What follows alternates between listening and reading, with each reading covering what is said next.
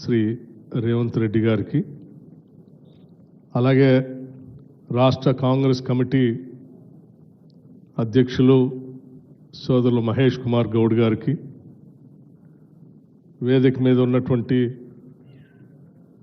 Tourism శాఖ మార్చులు, ఈరోజు ఈ విగ్రహావిష్కరణకి కావాల్సినటువంటి స్థలాన్ని వారి శాఖ ద్వారా త్వరితగతిన ముఖ్యమంత్రి గారి ఆదేశాలతో త్వరితగతిన ఏర్పాటు చేసి మనకు అందించినటువంటి జూపల్లి కృష్ణారావు గారికి, వాకిటి శ్రీహరి గారికి, అట్లాగే లక్ష్మణ్ కుమార్ గారికి, పెద్దలు కేశవరావు గారికి, మరియు చాలామంది శాసనసభ్యులు ఉన్నారు. శాసనసభ్యులందరికీ, నాతోటి సహచర శాసనసభ్యులందరికీ, కార్పొరేషన్ చైర్మన్లందరికీ, అట్లాగే రాష్ట్ర ప్రభుత్వ సలహాదారులందరికీ, వేదిక మీద ఉన్నటువంటి ఇతర పెద్దలందరికీ కూడా ముందుగా నా హృదయపూర్వకమైనటువంటి నమస్కారాలు.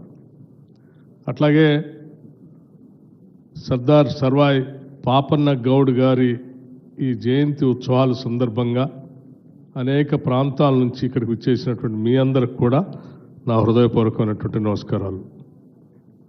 ఈరోజు రాష్ట్ర ప్రభుత్వం సామాజిక న్యాయానికి కట్టుబడి రాష్ట్ర ముఖ్యమంత్రి రేవంత్ రెడ్డి గారి నాయకత్వంలో ఇందిరమ్మ ప్రభుత్వం, ప్రజాప్రభుత్వం పెద్ద ఎత్తున తెలంగాణలో ఒక విప్లవాత్మకమైనటువంటి మార్పులు తీసుకొని వస్తూ ఉంది. ఆ మార్పులు ఏ స్థాయిలో ఉన్నాయనంటే, చివరికి భారతదేశానికి కూడా తెలంగాణ రాష్ట్రం తీసుకుంటున్నటువంటి నిర్ణయాలే ఈ భారతదేశానికి దిశ నిర్దేశం చేసేంత స్థాయిలో సామాజిక పరమైనటువంటి నిర్ణయాలు ఈరోజు ఈ రాష్ట్రంలో జరుగుతూ ఉన్నాయి.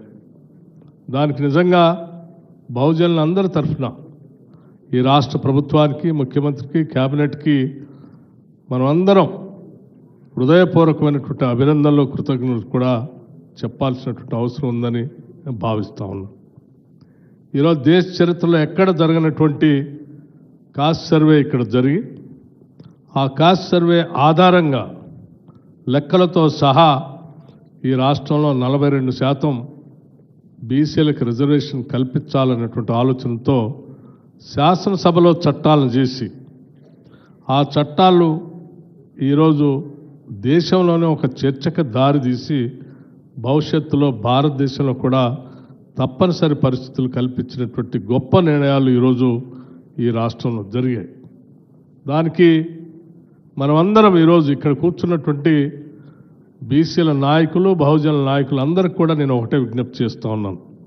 ఈరోజు కాంగ్రెస్ ప్రభుత్వం ఇంత గట్టిగా సామాజిక నిర్ణయం కోసం అనేక రకాలైనటువంటి అడ్డంకులు ఉన్నప్పటికి కూడా వాటన్నిటినీ పటాపంచలు చేసుకొని, కట్లు దించుకొని ఇంతటి గొప్ప విధానపరమైన నిర్ణయాలు చేసినప్పుడు, ఈ విధానపరమైన నిర్ణయాలు ప్రతి గ్రామానికి, ప్రతి ఇంటికి, ప్రతి బహుజన దృష్టికి తీసుకొని వెళ్ళి, ఈ ప్రభుత్వం మనది, మన కోసం నిలబడ్డది, మన కోసం ఈరోజు సమాజంలో అనేక సంస్కరణలు తీసుకొని వచ్చి ముందుకు పోతుంది అని చెప్పి అరచేతిలో పెట్టుకొని ప్రభుత్వాన్ని కాపాడుకుంటూ భవిష్యత్తులో తీసుకున్న నిర్ణయాల ఫలితాలన్నీ కూడా పొందటం కోసం అందరూ ప్రయత్నం చేయాలని చెప్పి ఈరోజు పాపన్న గౌడ్ గారి జయంతి సందర్భంగా మీ అందరికీ నేను విజ్ఞప్తి చేస్తూ ఉన్నాను. ఈరోజు విగ్రహావిష్కరణ ఇప్పుడే పెద్దలు మన మహేష్ కుమార్ గౌడ్ గారు కానీ, పొన్నం ప్రభాకర్ గారు కానీ మాట్లాడేటప్పుడు చాలా స్పష్టంగా చెప్పారు.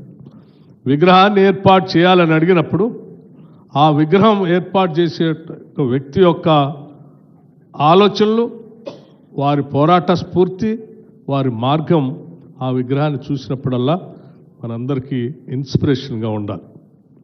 అలా ఇన్స్పిరేషన్గా ఉండటం కోసమే విగ్రహాలను ఏర్పాటు చేసుకుంటాం. ఆ చేసుకునే విగ్రహాలు కూడా ఒక స్ట్రాటజిక్ పాయింట్లో అందరికీ కనపడేటట్టుగా, ఆ విగ్రహం మనలందరినీ కూడా మార్గదర్శకం చేసి స్ఫూర్తి ఇచ్చేటట్టుగా ఒక స్ట్రాటజిక్ స్థలంలో ఏర్పాటు చేయటం అనేది కూడా చాలా ఆవశ్యకమైనది.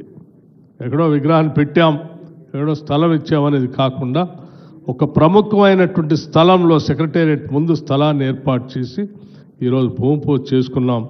తప్పనిసరిగా ఈ భూమి పూజ రేపు ఈ రాష్ట్రంలో వచ్చేటువంటి సామాజిక న్యాయానికి, సామాజిక ధర్మానికి పెద్ద ఎత్తున ఉపయోగపడుతుందని చెప్పి మీ అందరికీ నేను సవినయంగా మనవి చేస్తూ సర్వ పాపన్న గౌడ్ గారి యొక్క లక్షణాలు ఇప్పటికే అందరూ చెప్పారు.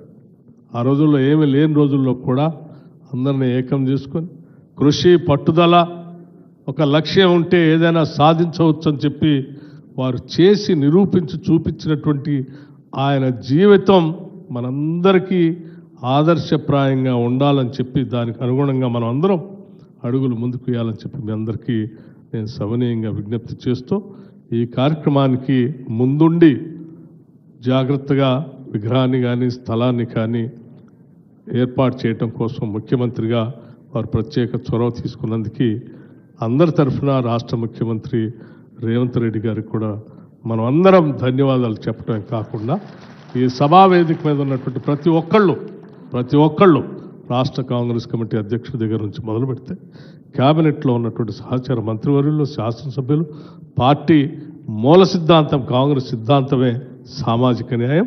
ఆ సామాజిక న్యాయాన్ని తీసుకొని మనం ఈరోజు ముందుకు పోతా ఉన్నాం.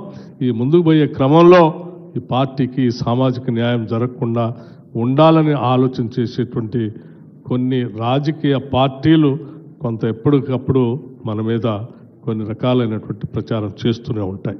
ఆ ప్రచారం చేసేటువంటి రాజకీయ పార్టీలందరికీ కూడా మనం స్పష్టంగా ఒక సందేశాన్ని ఇవ్వటం కోసం రాష్ట్ర వ్యాప్తంగా ఉన్నటువంటి ఈ సమాజం మొత్తం ఏకం కావాల్సినటువంటి అవసరం, నిలబడినటువంటి ప్రభుత్వాన్ని గుండెల్లో పెట్టి కాపాడుకోవాల్సినటువంటి అవసరం కూడా మనందరిపైన ఉందని చెప్పి మరొకసారి